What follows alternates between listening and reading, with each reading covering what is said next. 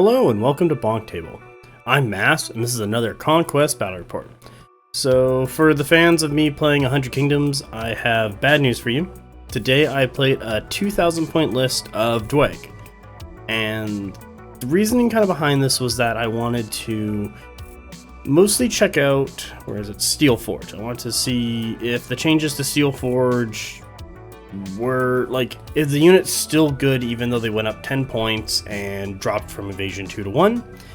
And my local Dweg player and I kind of came up with this list when I saw him for dinner one time, and it kind of runs what he likes, what his Tempered Sorcerer, and because I've been on the receiving end of a lot of these things, I, of course, was like, I'm going to grab them. Fireforged, also really good, grab them. So I'm going to go through this list and then I will talk about what my opponent does, as always. My Warlord is the Tempered Sorcerer.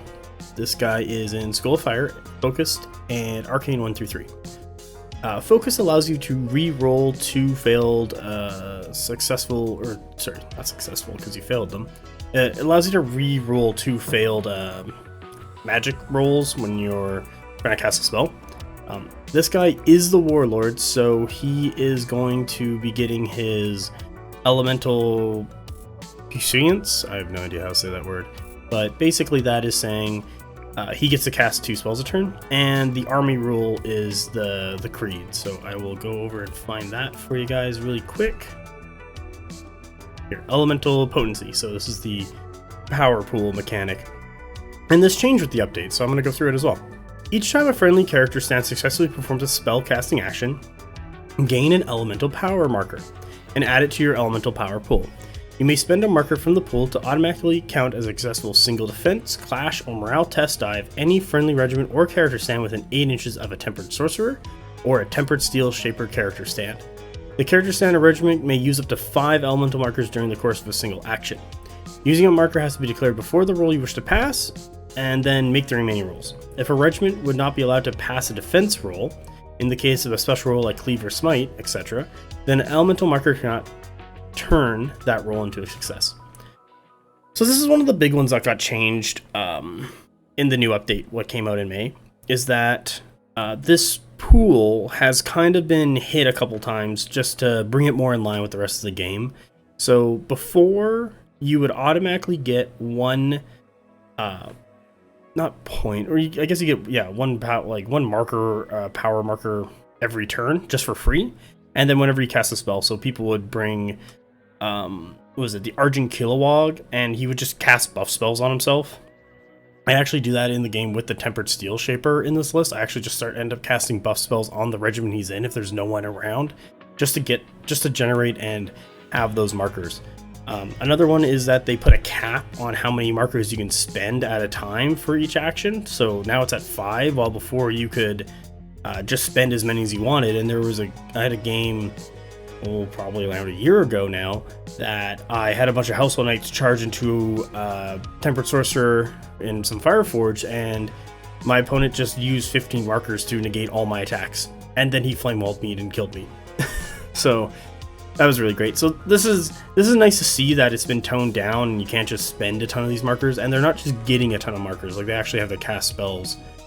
The next one is that if a regiment doesn't have a defense roll, so Cleave reduces the defense to 0, Smite reduces the defense to 0, any of those other abilities, they can't use a marker to make that save. So you can kind of get around the markers a little bit more. Do I think that's going to come up a lot? Not really, because Dweg has a really high natural defense, so it'd be more for whenever Smite shows up, or if someone has high enough Cleave to actually cut through, but those are kind of few and far between. Overall, I'm happy to see that this rule got kind of toned down and moved more in line with the rest of the game. However, it is still a very powerful army rule that Dweg have access to and is really good for them. I can talk about the supremacy ability. It basically says you can, here it is. Elemental Puissance. The character stand can perform 2 spellcasting actions each round. Can't be the same spell. The Tempered Sorcerer is in the Fire School. He has 3 different fire spells at 3 different ranges. You basically check what range your opponent is at, and you just unload into them. So This is a really good supremacy ability, especially on a Dweghom caster who ends up being like Wizard 7, getting a free success, and then re-rolling 2 fails. So this wizard is going to be going off, and it's crazy good. In the Warlord's Warband, I got a unit of Fireforge, no upgrades, 3 stands, a unit of Hold Warriors. I did grab a Herald of Stone and a Standard Bearer, so they get to that March 11. With their second march, and they get Bastion 1. That's really it for like Hold Warriors. I do have a bunch of other Hold Warriors in this list, and they're just like 3 stands. Then I grabbed Infernal Automata. That guy went up to 4 stands. These guys have Aura of Death, Fearsome, Fluid Formation, Impact 2, Regulars. This is a very good unit and a very good light unit. What else is on it? Is that it? Was it 3? Yeah, it is 3. Okay, cool. For my next Tempered Sorcerer, this guy went and brought in the Hellbringer Sorcerer. So this allows him to ride a Hellbringer Drake. I believe this went up 10 points in the update, so it's a little bit more pricey, but it's still really good. You can put Bastion Draw Event on the Hellbringer Drake, or turn the Overcharge ability on the Drake's cannons into a Draw Event.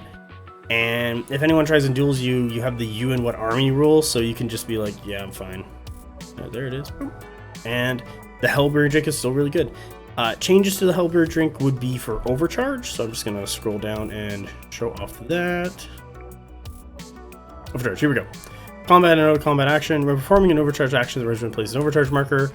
When they perform all actions, can be discard any number of Overcharge markers. For each Overcharge discard this way, they get their Barrage +2 and Armor Pierce +1 until special rules turn around. This regiment's Armor Pierce value may not exceed 2. Character stands attached to this regiment do not gain the benefit of discard Overcharge marker. So this basically says the Tempered Sorcerer will also not get a bunch of Armor Pierce and Barrage, but also you'll have a max of Armor Pierce 2, because you're already Armor Pierce 1 on this thing, but you can get more and more shots, and you are, not Clash, Volley 2, so take aim, go to Volley 3, spend a bunch of Overcharge just for more shots, and Armor Piercing 2 is very good for what this thing is doing. Also, Speed 7, Range 16, so it's actually pretty mobile, and as we discussed earlier with those Elemental Power tokens, you can just declare successes. I'm pretty sure they work for volleys as well, just to check, make sure I'm not lying to anyone. A defense, clash, from a toss. So no, you cannot use them on volley. See, there we go. Checking the rules. So, however, this is still really good. And then you also have the Bastion 1 draw event, so, and Overcharge turns into a draw event. So when you activate the Hellbringer Drake, you decide, do you want to just get a free Overcharge marker, take aim, shoot, move, shoot, or do you want to get Bastion and then do whatever else you have to do? There are times where you want this beast's defense of 3 to go up to 4. Like, he's a medium monster. He's not very good in melee at Clash 2, but he does have 8 attacks, and he is Cleave 1 and Terrifying. Like, he'll do some work, but he isn't gonna... But his main thing is to shoot his guns and to get the Tempered Sorcerer who's riding the Hellbringer Drake, who can now see over everyone because he's now a size 3 on a size 3 stand, to just unload spells into everyone as well. And then I have the Hold Warriors here just to be a mainstay tax for the Hellbringer Drake and the Sorcerer. My next warband is the Tempered Steel Shaper, who is Barrage 4, 18, so has that Elemental Potency, and then he's a Wizard 5. He's got his Horned Blades, Tempered Plate, and Unmake Armor. Honed Blades is +1 Clash to a regiment within 12. Tempered Plate is Hardened 1 to a regiment with 12, and Unmake Armor is -1 defense to a regiment within 12. These are really good rules. You're mainly taking a Tempered Steel Shaper to get the Steel Forge, Stone Forge, Mega Forge, or whatever else restricted options he wants. And then you're just kind of casting his buff spells on the regiment he's in, or on those guys to buff them to get those elemental power tokens, and he just kind of does that, and he does it really well. He's a Wizard 5, so that's really nice. Hold Warriors. Hey, Hold Warriors. Fireforge again. I didn't really talk about these guys much, but they are Volley 2, taking the 3, they're Barrage 4, 14-inch range, Armor Piercing 2. Very good unit, very solid. They have a shield and defense 3 while being resolved 4. This is like really good defensive stats, really good offensive stat, a fantastic mainstay choice for Dweghom. Like, run your Tempered Steel Shapers and Sorcerers either in Fireforge or on top of a Drake. You'll be printing money, they can cast their spells, they're defensive enough. Once they do get into melee, though, they have the defensive ability to kind of hold it. And if you keep the wizard safe, like the tempered sorcerer, they will just cast spells and kill everything in front of them. It just happens. And then we get into the Steel Forged. These guys are a movement 6 brute. They're class 3 base, 4 attacks, 5 runes, resolve 4, a defense 5, the highest base defense in the game, and now they're evasion 1, used to be evasion 2. They got cleave, fearsome, and impact 2. Oh, they do have a leader. I don't think I added their leader into their attacks, but that's fine. Sometimes it's kind of, like, it's not weird. It's some regiments you don't recognize that they have a leader, and usually they do state that they have a leader for that regiment. Like, I was just writing this off the app, so if I missed it, I missed it. It's not the end of the world. And now we'll get the Flux Power, because this is like the big thing they do. So I'm going to scroll down here just to find Flux Power. There it is. So, until the end of the round, choose one of the following bonuses the regiment to receive. +2 to the clash characteristics, or +2 to the attack characteristic. Oh, this is not a draw event. You just do this. Or does it say a draw event? Oh, it is a draw event. Good. There it is. Perfect. Okay, so draw event. Doing good. They go from clash 3 to 5. Then they can inspire to rerolling 6s. Or you could be clash 3, inspire to 4, and get 6 attacks each. Which one is better is really hard to pick, because it's like you could just roll 4 downs on 6 attacks per stand and do really well, or you could be 5s rerolling and basically for sure get 4 attacks every turn. Because these guys don't have access to a banner, you're kind of just going to be march charging in to get into a fight, setting that line of engagement, and then just getting into a brawl. They have cleave 1, so they'll just start killing stuff slowly, but also the big thing is that they're defense 5, and if you have a tempered steel shaper, like any of the tempered sorcerer guys around, you can use those elemental power points to just reduce attacks into them, and then they're defense 5, and you can just be like, alright, I've reduced 5 attacks into them. I'm gonna roll these other attacks at defense 5, and like, oh, they cause no damage, like, great. And if something does hit them that has smite, they still have that evasion 1, and that still allows you to use the elemental potency to reduce their like the damage coming into them. Like, this is a very tanky unit. What comes in as a medium, so it gets onto the table very quickly, and has great offensive power when you use Flux Power for either Clash 5 rerolling 6s or Clash 4 6 attacks. I went with, when I did a march charge and used my impact attacks, I went with Clash 5 just to make sure all the impact attacks hit. But when I got into that actual fight, I just went with, I'm going to inspire anyway, get up to 4, and then just rolled more dice into stuff, and still did really well killing things. Fantastic unit for their point cost. These guys are going to be coming out soon, and yeah, I would not be surprised if your local Dweg player picked up 2 boxes and started running something very similar to the list I'm about to run, because they are super effective. With that, I'm going to slow roll my rules, just so everyone can read them if I've missed anything. Maybe take a pause and stop at when you see the Tempered Sorcerer spells, but if you've played into a Dweg opponent who's been running these, you have been burnt a couple times by them. Here they are for you.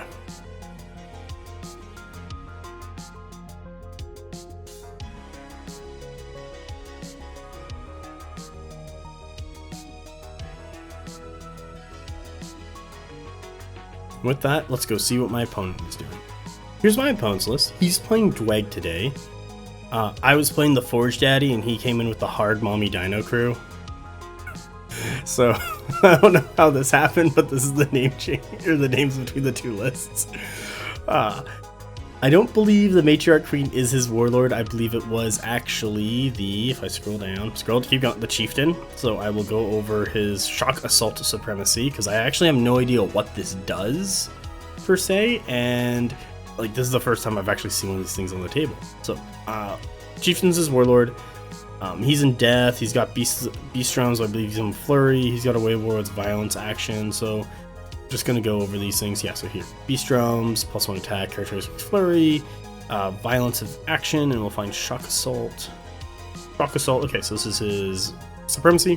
While he's on the battlefield, all friendly regiments gain shock special rule. This friendly is always considered active. So, the shock special rule is when the regiment performs a successful charge, they get +1 to their clash characteristics until underground. Very good rule. actually really solid with Dweg, and that actually really gets them up on their clash once he's on the table. I would not be surprised if more players ran a chieftain just to have +1 clash whenever any of their stuff charges, because Dweg kind of have maybe a little lower on the clash value, and this helps them out a ton when they get those charges, and they might be able to get more damage in before they kind of get into a brawl. And the last one was violence action. Oh, they were at the bottom here. Oh, so the regiment the character is currently in gives us a flurry as well.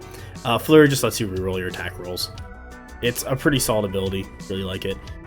In the Chieftain's Warband, he's got Blooded, 4 stands, Standard Bearer Champion. Champion just gives them all +1 attack, so that's why they're attack 7. And they have that shock rule. They get the reroll. Super good. It's a solid unit, and with this, they'll do some damage. Chieftain also has Cleave 2 and Flurry. Cool. Now, at the top of the list, we got the Matriarch Queen. She's got To the Last Breath draw event, Cleave 1, and Inspiring Presence. She's also in Death. To the Last Breath, I think, is her healing spell. I'll just scroll down here to make sure. Yeah, here it is. So, Last Breath. For Regiment with 8, yeah, heals 4 wounds. Has to be target. Draw event on 4. So that's her healing spell. Really good. She is in... not the Warbred, it's around here. Braves. She has a 4-stand unit of Braves with a Standard Bearer.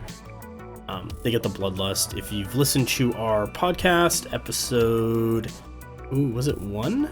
No, I think it is 1. We talk about the Bloodlust rule, so that is a nice one to look at. But however, this rule did get updated. So if you listen to episode 2, that should be coming out before this battle report. We go into more detail about that rule for our Rule of the Week. She's got Cleave 1. Really nice, pretty solid. As well as in her Warband, she's Bleasting in that unit of Braves. She's got 2 Apex Predators and Warbred. Putting Shock on Warbred is really nice because they're Cleave 2 base, so when they charge, they'll get to that Cleave 3, and then they can do Burnout to Cleave 4, and then you can Inspire to rerolling 6s, so they'll just unload damage if you can pull that off, and that's even before you chant, so that's actually really nice. Apex Predators got the new Bellowing Roar ability. This one's also super good. Also Shock, so Clash 3 goes to 4, and then you get to Inspire to rerolling 6s. So I will come to Bellowing Roar. I just have to say about Shock is that because it's once you make a successful charge, that's before your impact attacks, so you will be getting that +1 clash when you do impacts. Really nice, really solid. Bellowing Roar. Let's go check out. This is the big one. This regiment counts as following the Cult of Conquest and benefits from and uses the War Chant Army rule. This regiment may only chant from the Cult of Conquest. That's actually super sweet for an Apex Predator. You can get into the Cult of Conquest. I'm just going to swap over really quick to that chart just to see what Conquest gives the Apex Predator, and then I'll come back. Here's the chart. So Conquest, Tier 1, 2 markers. You get +3 to their March characteristic. Then Tier 2 gets +2 to their Evasion characteristic. But they don't have the Fanatic rule, so they don't get 3. So you probably want, I guess, +3 unless you're trying to be defensive for that +2 Evasion. I don't know if Predators... Let's go back to the list. So you just check out the Predator's Evasion stat. Predator's Evasion stat is 0. So they're movement 7. So if you chanted Conquest, you'd go to movement 10, which is really good, especially on such a damaging monster. And once you're in that fight, you can actually start getting to that Evasion 2, what will help out if Cleave 2 or more show up to reduce your defense. So Cult of Conquest is actually really good for these Apex Predators. Over for the next character in my opponent's Warband, army is the Predator and his Warband. He's got, his range Barrage 5, range 18, or piercing 1, deadly shot, Fiend Hunter gun. He's also in Death. Animalistic Focus gives something. We'll go and find out what that is. Marksman just gives him +2 shots, so we went for Barrage 3, Barrage 5. And he's Retinue's Conquest 1 through 3. So let's just quickly go through that. What was it? Animalistic Focus. There it is. They get the Sure Shot special rule. Does not suffer the negative effects of obscuring terrain, drawing light through obscuring terrain. That's really nice because he's going to be with the Slingers. So, teaching to Conquest. Tier 1 is Indomitable, and Tier 2, the character stand and any regiment they're attached to counts as following the Cult of Conquest. So I guess you both get Death and Conquest. That's kind of nice. Helps with those dinosaurs more. Overall, really like this Predator. I think it's a really good build for shooting. This Predator is going to be in this unit of Slingers. They just are Barrage 4, range 18, torrential fire, and they have a flint napper. I believe they, it says here, but they still have the morale check special rules. So for every 2 hits it causes resolve, I believe, and torrential fire is also now every 2 hits cause an additional hit. So they've reduced their output, still range 18. Flint napper, rerolling 6s. Hunter also have flint napper, rolling 6s. They're barrage 4, range 14, armor pierce 1, deadly shot. Also really good unit. A little bit of a difference though is that slingers are volley 3 while hunters are volley 2. I think the the slingers went down in points because they did lose how effective their offense was because of the changes. For the other 2 lights in the list, we got a unit of Raptor Riders and a unit of Hunting Pack. They gained Swarm, so they are now Swarm Unsung. What the? Let's go find out what that one is. So Swarm basically says they are size 1 and not size 2, like most cavalry are. And we're going to go to Unsung just to figure out what that is. Here's Unsung. This regiment never follows a cult. They do not place chant markers and may never chant the battle cry. Okay, so you could use them as a holdout regiment if you draw them. And also they don't generate anything if you're trying to like do your collection. Nice. And then we have Raptor Riders, Barrage 2, range 12, armor piercing 1, fluid formation, flurry shot. Like, this is a very good unit. Like, they're speed 8, they're running around getting annoying. I'm gonna slow roll the rules. Overall, really like the list, likes how it plays, and I think it's really good. But here are the rules for you guys. You can pause the video at any time, just so that you can read any rule that I didn't go over directly or want to know more about at your own leisure.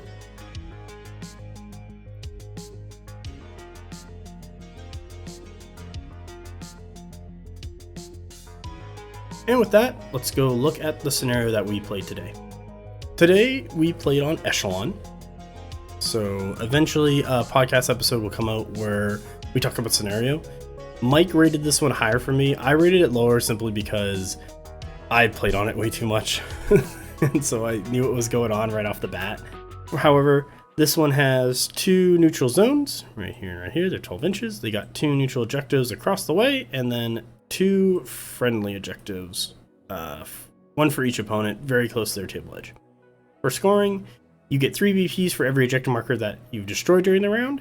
You gain an additional 3 VPs if you have destroyed 2 or more objective markers during the same round, so you'd have to not kill 1 but 2 of them at the same time. And you gain 2 VPs for each objective zone, and you gain an additional 2 VPs if you're seizing 2 objective zones. You also get 2 VPs if you've slain the enemy warlord. Mike and I talked about this one. It's not bad. You got some decent spots to like put terrain over there. I'm just put blue. There we go.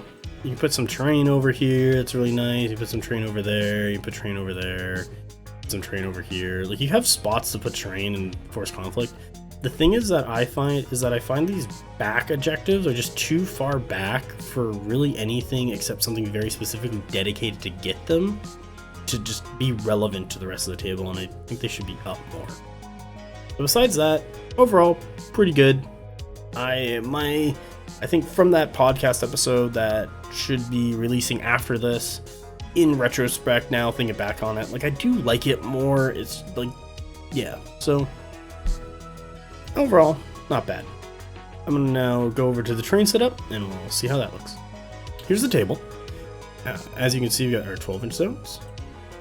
There we go. We got our 4 ejector markers right here.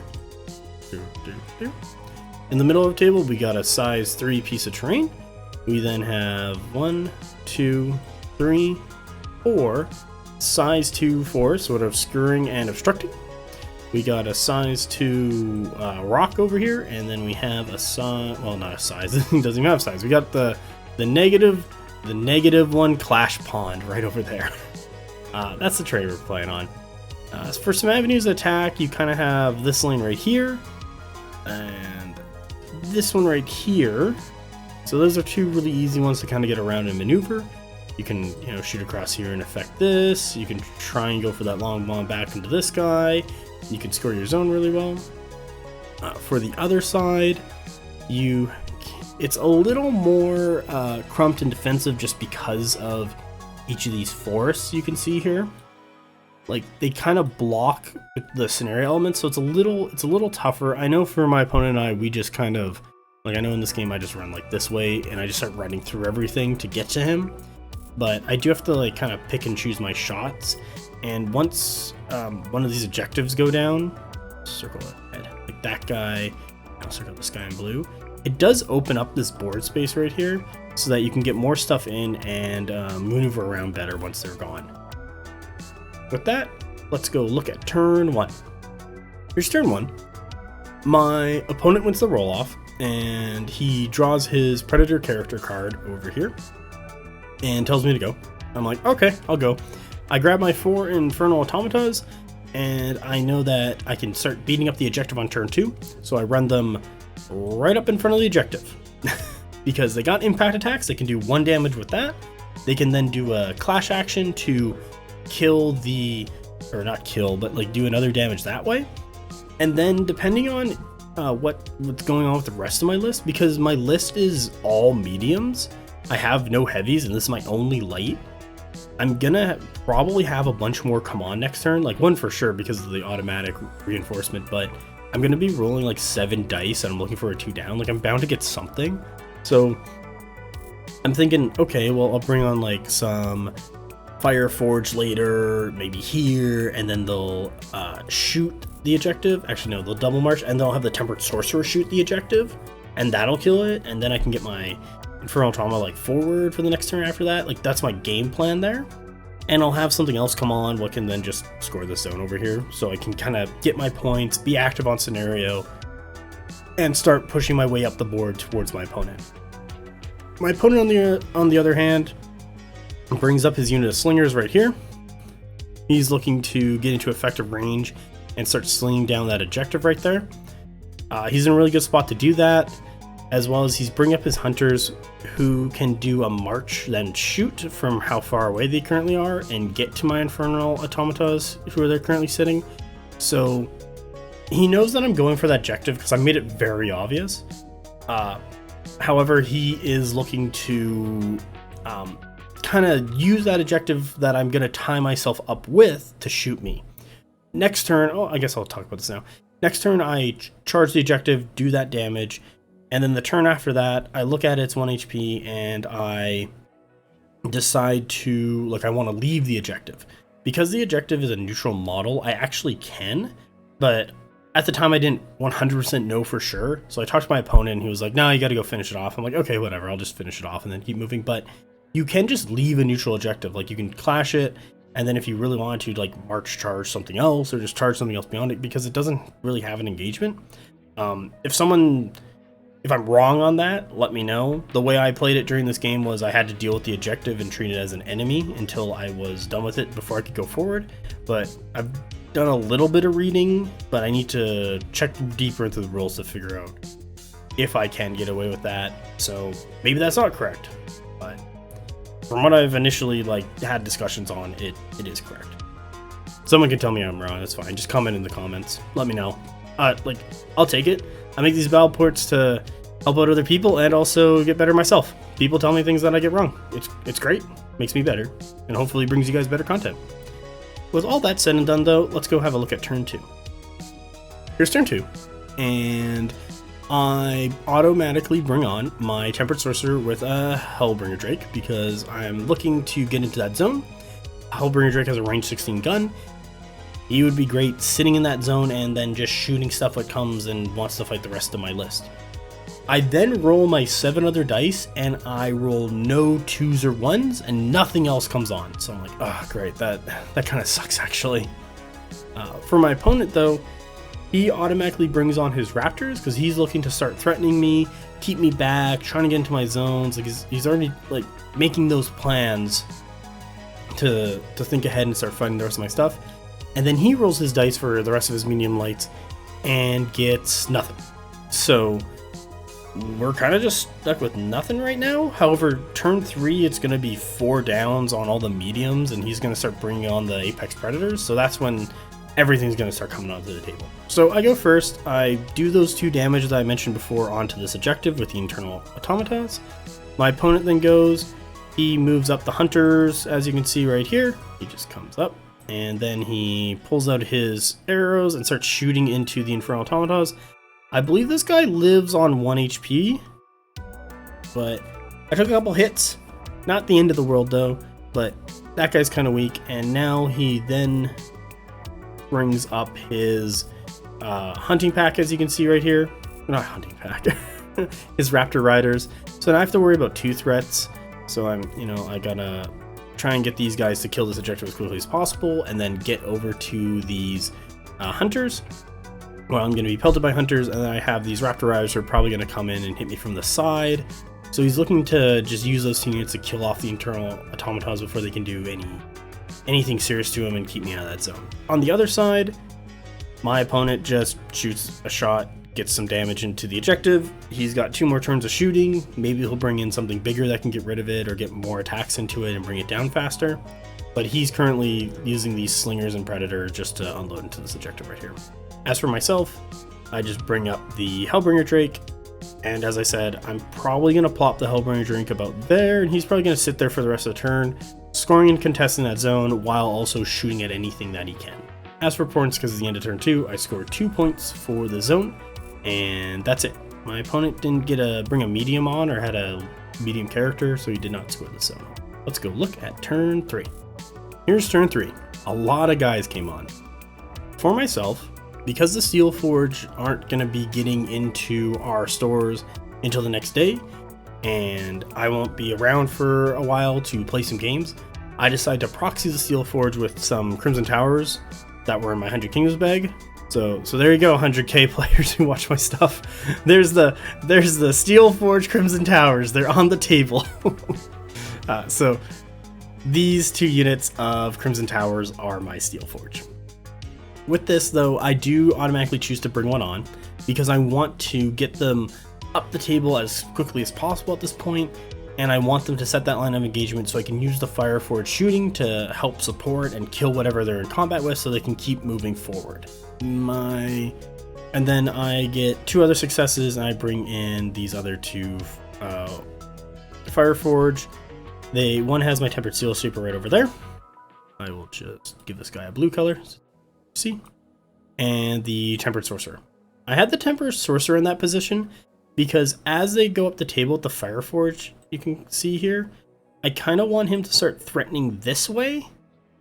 And he can do that if he's over on that side of the table, but I also want to watch out for that forest. So I needed him not all the way on one side, but kind of more in the middle.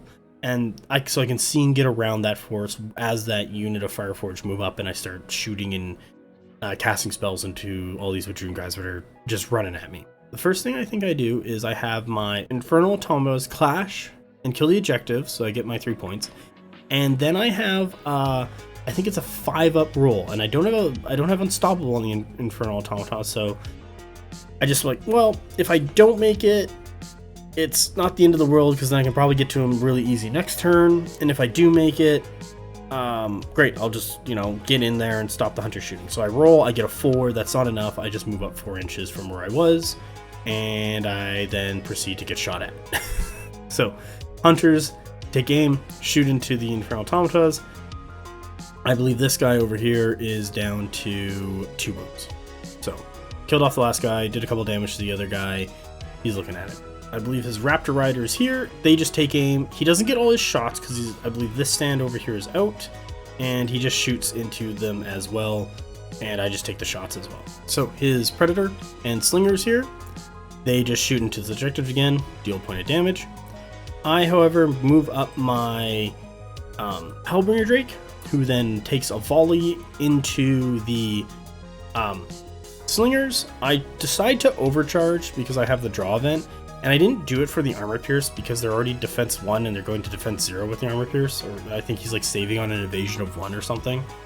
I did it so that I could have more shots, just to throw weight of dice at him to hopefully kill more. And then I have the Tempered Sorcerer on top of the Drake go, who then just shoots another, not Flame Wall, not Fireball, it's like Concussion or something. What's range 16 and deals 1 hit per success, so he takes a bunch more damage, then he has to take a bunch of resolve. So this unit has 1 health with the character, and that's basically it for that unit off of just the Hellbringer Drake. Then my opponent and I start getting into like moving stuff up. So he brings on his Braves with his Queen over here. He brings on his Warbred over here. He brings on his Chieftain and Blooded over here. Right about here, you can kind of see behind the drawing is the Hunting Pack, who just ran all the way from the back edge to that position, and they're just going to charge the Hellbringer Drake next turn because they're right up there. He's trying to stop the shooting from the Drake at that point. As for myself, I bring up the Fireforge so that they can eventually get up maybe to here and start supporting with shots. My Steel Forged on this zone here, or I guess on the right side, are moving up. I want them to fill out here and set that line of engagement. And then my Steel Forge on the other side, I don't want them to get tied up with the Infernal Automatas, but I do want them to move up where they are and then kind of get and fight their way into the zone, just being the tank while I have this unit of Fireforge with the Steel Shaper right here provide support. And because they're in this middle area now, who have no objective anymore, the objective's gone, they now have a lot of free space to then threat project off to the right side of the table or into that zone if need be. Before I go on to turn 4, right back here is an Apex Predator. I know, it's really tough to see, but it is there. And he's moving on to the table, and I'm hopefully trying to get my Steel Forge on the right side here to go fight that thing and hold it off. I just want to bring that up just because I'm like, oh yeah, that's right. There was an Apex who came on this turn, and it's just a little tough to see in the photo. Alright, let's go have a look at turn 4. Here's turn 4, and we kind of have a back and forth go on. So on the right side, my Infernal Automatas, they go in and they charge the Hunters who get killed. Then the Raptors go. They charge into the Infernal Automatas, doing a ton of damage. I believe one of them is left with like 2 HP. His Matron Queen and Braves go in. They kill off the rest of the Infernal Automatas, and that's why there's that gap right there. Then I have my Steel Forge go. They just do a march charge into the Raptor Riders. I flux power to Clash 5 because I want all my impact attacks to hit, and I kill a stand, and I think I leave one on like 3 wounds. That's really good there. With turn 4 for reinforcements, all my rest of my mediums come on, so it's really just the 3 units of Hold Warriors. The unit in the middle here, these guys down here, are the ones that have the Bastion 1 and Banner. And my opponent brings on his Apex, as you can see, who just ran up the table here at some point. For the right side, the Hunting Pack, who are here, charged my Hellbringer Drake and bring it down, I believe, to 5 HP. Like, I didn't roll very well for my defense, I didn't roll very well for my resolve, and it went down. I have the Wizard on top shoot and kill his Slingers, because I don't want to deal with Torrential Fire or Resolve. I need to get rid of that as quickly as possible, because I know that unit's really good. And then I have my Hellbringer Drake just fight the Hunting Pack. I do a bunch of wounds, but nothing huge to kill them. And then I have my Fireforge go in and shoot them. And I think that finally kills them all off. My Tempered Sorcerer over on the right here. No, let's not talk about him just yet. Because my opponent then gets his Warbred to move up. I believe I just ran my Steel Forge just like straight up the table. And then he had his Warbred go and clash into them. Or not clash, I think, did he just move his Warbred up? Warbred went, Steel Forge March Charge, Flux Power to Clash 5, did some impact attacks.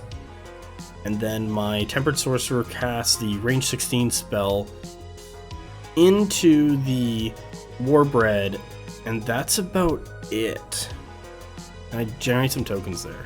He then has his Apex march up, who is behind the Warbred. Oh, yeah, his Warbred marched up. I think I took the Steel Forge and made them last because Apex went before that. Then the Steel Forge rent. Then I did that damage into the Warbred, but that's why they're only down to 1. Then his Blooded on the right here basically just kind of marched around because they're now swinging because they got this rock in the way. So they're just kind of coming this way, trying to get into the fight, but they're kind of blocked off by this rock. And I basically just marched up with the hold. Hold warriors, hold warriors, hold warriors. My Fireforge on the left here They swing so that I could threat project this way and this way. And then I believe I take some shots into the Braves over here and do a bit of damage, but nothing too crazy. And then like the queen heals. So that's kind of where we're at there. Bit of a mess with the whole what are the Warbred doing, but things that died were Wadrhun Slingers, Wadrhun Hunters, the Predator, and the Infernal Automatas for myself. However, I've now put those Steel Forge in that line of engagement. He kind of has to deal with them before he can get to all the juicier bits of my army. Except even if he does fight the juicier bits of my army, they're like defense 4, so I can still hold him off. And I haven't spent any elemental power tokens yet. I'm just kind of like farming them up right now. And I also have hold warriors that are just going to be running forward to like get in the way and cause havoc and slow him down, so that the tempered sorcerer and the fireforge can just do damage. My tempered seal shaper here is literally just casting the buff spell on this fireforge unit. Because I'm just generating tokens off that, and that's all he's really doing. For scoring, he scores the zone back here, and I score the zone over here. Let's go have a look at turn 5 and see how it goes. Here's turn 5. I believe I win the roll-off, and I have... No, do I win the roll-off? Yeah. No, he wins the roll-off, and he has the... Do I win? I don't know. Someone wins the roll-off. But basically, the thing that goes on with the main thing is that this Apex Predator charges into the Steel Forge, and the Steel Forge lose a stand. Then I have the Steel Forge go. They kill off the last Warbred right there. I just flux power for more attacks, Inspire, Clash, kill it. It's fine. And then he has leave his Braves move in and charge this unit of Steel Forge. This unit of Steel Forge goes. Fights these Raptor Riders. There's one stand left. It has like 2 health. He actually took a bunch of damage from the attacks and then made all his resolve checks, so he's just alive with 2 health, like a really good roll on his part. I then have my Hellbringer Drake and the Wizard on top, who also has a gun with the same range, so don't forget that. If you're having a Tempered Sorcerer, he has the same range gun as the Hellbringer Drake, so you can shoot with the Drake at whatever target. They just shoot into this colorful Apex Predator, and he gets down to 5 wounds. And then I believe the Tempered Sorcerer goes and just shoots a fireball into it as well, getting it down to those 5 wounds. He then has his Apex Predator go in and charge the Steel Forge, who lose another stand, and I'm down to 4 wounds on the last guy. However, I'm not really too worried because he's going to lose an Apex, and then I have enough firepower on the left side here to just shoot into him. This photo doesn't show it, but there is another unit of hold warriors over here. I guess I just clipped them off or forgot about them.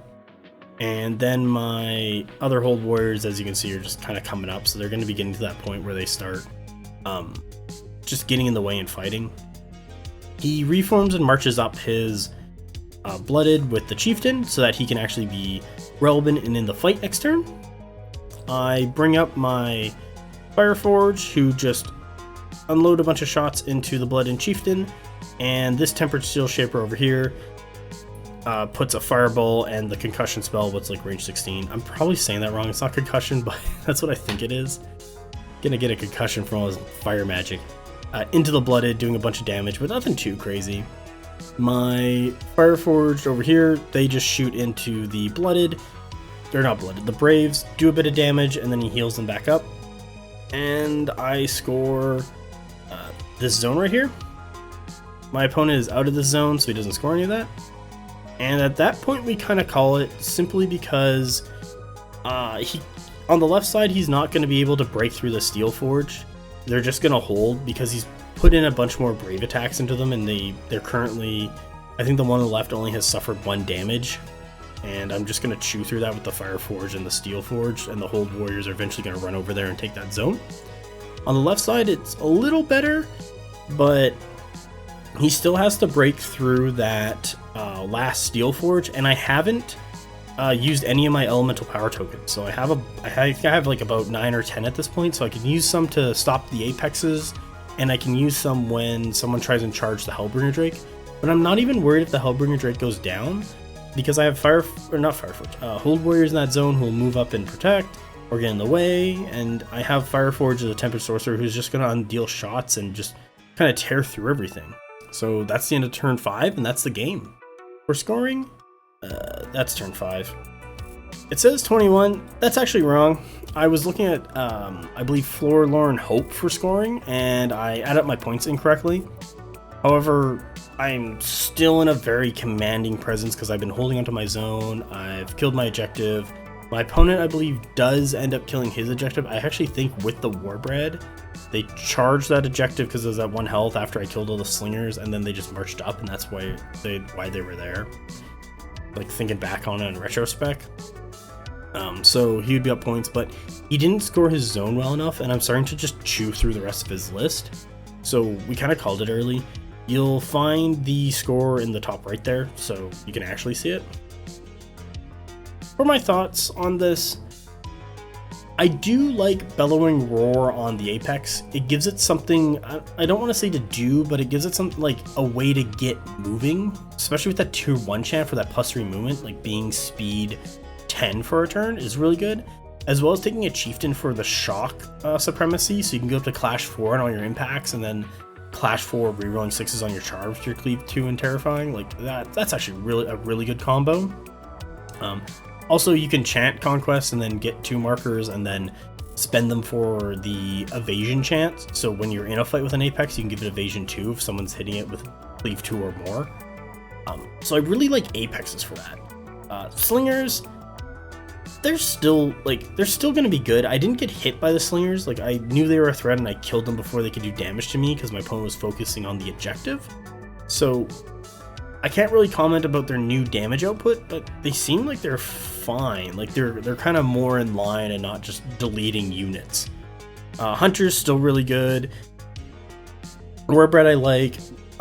The shock supremacy does so much for each of the Wadrhun's choices, because they seem to have a bit lower of a clash value because you can chant for more clash. So having shock to get clash and then either chant for more clash or chant for cleave or chant for defense, like whatever you want to do with those chants, is really nice. And I wouldn't be surprised if more Wadrhun players played with the Chieftain to get the shock rule on all their regiments. I still like Warbread. My opponent didn't burn out because I just got to him and he had 1 guy left, so why would he use it at that point? Matriarch Queen is still really good. Matriarch Queen is still very good. Raptor Rider is still very good. I'm not super sure on the hunting pack. They kind of just ran at me and I ate them. They did actually do a lot of damage. Like, I had 14 wounds and I went down to 5. Like, I lost, I failed enough defense rolls and resolved and take 9 wounds. Like, oh, that's a bad roll on my part. As for Dweg, I really played this because I wanted to see what was coming down the line, and I know that the Steel Forge are going to be released very soon. I think some people on the Discord have these models already, and they're good. If you're a Dweg player, I run this list, grab your Tempered Sorcerer, grab your Fireforge, grab your Steel Forge. You will have success because you'll just set up a wall and you can just beat back stuff. 190, 280 points of dinosaurs came in to fight a unit of Steel Forge was 210, and they're still around. Like, that's crazy defensive efficiency. And on top of that, they have that Flux power to go to Clash 5 reloading 6s or Clash 4 with 6 attacks. With Cleave 1. They'll just get into a fight and just win it.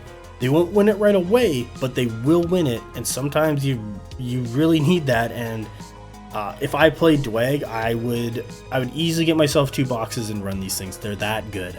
In this game, I didn't use any elemental potency, so any of those markers, mainly because I didn't need to. And like, there was times where I could save more with the Steel Forge, but I didn't need to. Like, the Dweg army and list is so defense heavy already that it doesn't I didn't need to do that. Like, I was fine. School of Fire is very good. You have a spell for every range that someone's at. Like, it's not concussion. Like, I keep thinking it's like concuss or something. I don't know. Fire. The range 16 spell is really good just to shoot off. The range 14 spell is really good to get that armor pierce. the flame wall at range 8 will just slaughter units. I've been hit by flame wall so many times when I've charged into a unit of Fire Forged, finally gonna fight them, and my opponent's Tempered Sorcerer, who can cast twice, just unloads a flame wall, then a fireball, and just decimates a regiment. Like, they're so effective for spells. And when I was rolling my attacks, like, I'm a wizard 7, so I roll my 7 dice, I re-roll 2 of the dice, and I convert 1 to a success. So most of the time I'm getting 6 to 7 successes on attunement 3 or 4. Like, being attunement 4 is really good on a wizard, because your spells are just succeeding more, and it's really nice. Yeah, like, it's really good. Like, in that game, I did not need to use my hold warriors at all to be effective and successful. Yeah, like, it's good. Tempered Steel Shaper is really just there to basically farm you elemental power points. That's it. Cast his buff spells on himself if there's no one around, or try and put like Hardened 1 on Steel Forge in case people like, because they have to bring Cleave to kill these things, so just put Hardened 1 on them. Perfect. There was times where I was looking at it, but then I got out of range to throw it on, so not the end of the world. Mistakes I might have made. Maybe I put like the Hellbringer Drake a little too far forward, but I wasn't really worried, just because I had a high enough defense, I had elemental power tokens, I had other stuff around that could clear it off or kill whatever killed it. Like, I wasn't worried at all. So yeah, I think that was the battle port. Overall, good game. Had a fun time with my opponent. If you want to hear more ramblings or longer ramblings, I don't know if anyone listens to the back end of these podcasts, or not podcasts, sorry, these battle reports, but Bonk Table does have a podcast. You can find us on Apple, Amazon, Spotify, Google Play, like Google Podcasts, like wherever. I also put the podcast up on the YouTube channel, so if people just want to have it through YouTube, it's readily available for you as well. And yeah, I hope you guys have a great day, and I hope to see you guys next time. Bye!